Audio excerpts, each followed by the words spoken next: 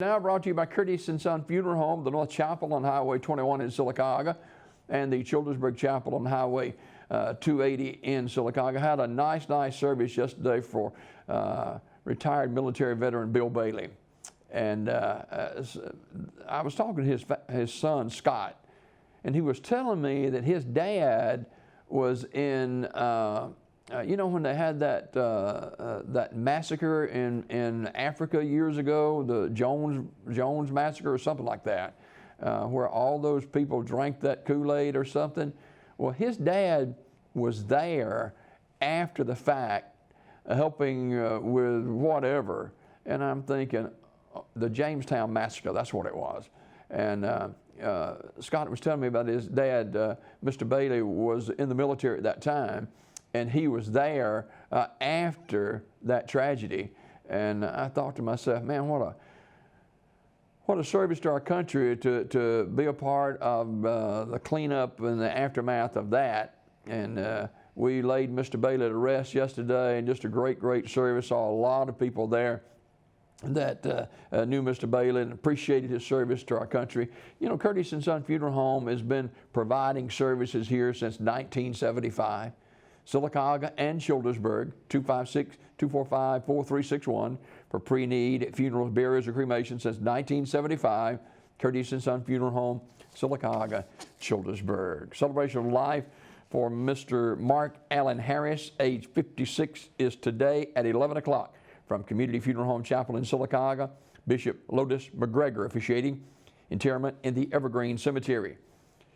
Masks are required for all attending the services. Curtis & Son Funeral Home, Community Funeral Home in Sylacauga, Charles Woods, and Cadero Wood at Community Funeral Home in Sylacauga directing. The family of James E. Heath announces his passing at the age of 92. Funeral services will be announced later by Terry's Metropolitan Mortuary. S.M. Goodson Funeral Home and Crematory in Talladega will announce the arrangements for Carolyn Miller, age 68, who died Monday, November 15th. Funeral service for Miss Jane Moran, age 80, is Wednesday at 2 o'clock from Rocky Mount Primitive Baptist Church with Pastor Dan Maddox officiating. Mr. Talmadge East will give the eulogy burial in the adjoining cemetery. The family will receive friends tonight, 5 to 7 at Radley Funeral Home in Alexander City. Miss Moran's body will lie in state at the church 1 hour prior to the service.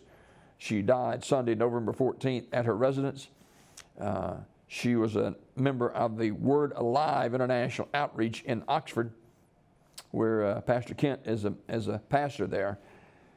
She lived out the Great Commission, smuggling Bibles into communist China and Cuba, bringing God's Word to those being persecuted for their faith. Radley Funeral Home in Alexander City in charge of the arrangement. Memorial messages may be sent to the family at radleyfuneralhome.com. That'll be 1 o'clock Wednesday, 2 o'clock Wednesday at Rocky Mount Primitive Baptist Church visitation, 1 until 2 on Wednesday. Mr. Coley Whetstone Jr. of Goodwater died Monday at Clay County Hospital. Final arrangements are pending. They'll be announced by Armour's Memorial Funeral Home, Alexander City. Miss Betty P. Royal Brooks of Coosa County died Sunday at her residence. Armour's Memorial Funeral Home announcing the arrangements.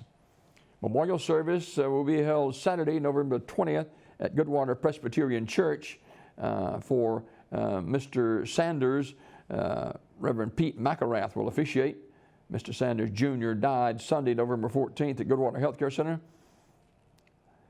And he was a member of the Goodwater Presbyterian Church. This obituary report this morning brought to you by Curtis & Son Funeral Home, the North Chapel on Highway 21 in Sylacauga, and the Childersburg Chapel on Highway 280 in Childersburg for pre-need funerals, burials, or cremation since 1975. Curtis & Son Funeral Home, Sylacauga, Childersburg.